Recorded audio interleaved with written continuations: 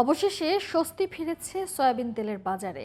1 ও 2 লিটারের বোতলের ঘাটতি কিছুটা থাকলেও 5 লিটার বোতলের সরবরাহ পর্যাপ্ত।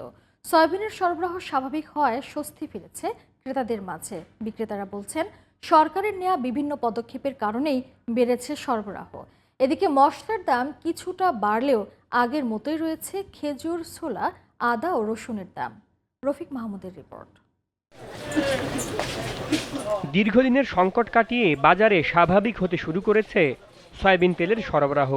কিছুদিন আগেও যেখানে ছিল ক্রেতাদের হাহাকার, সেখানে এখন দোকানে দোকানে শোভা পাচ্ছে নিত্য প্রয়োজনীয় এ পণ্যটি।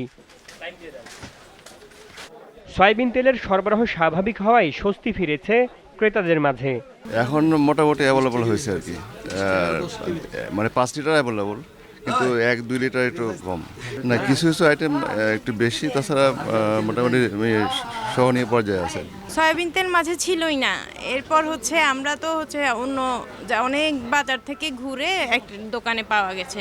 জি, এখন কিছু কিছু দোকানে আছে। সপ্তাহ খানেকের মধ্যে সংকট পুরোপুরি কেটে যাবে বলে আশা ব্যবসায়ীদের। 1 সপ্তাহ থেকে 10 দিনের ভিতরে ঝামেলা শেষ হয়ে যাবে।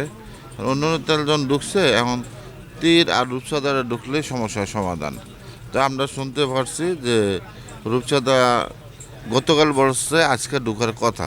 মোটামুটি এখন আসছে বাজারে। এর আগে যেমন নাকি আমাদের চাহিদা পরিমাণে পাইতাম না, ওরা 10 কার্টুন চাইতাম 2 কার্টুন দিত।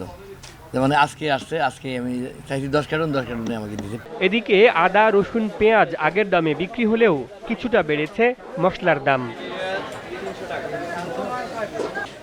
Rafiq Mahmud, GTV news, Dhaka.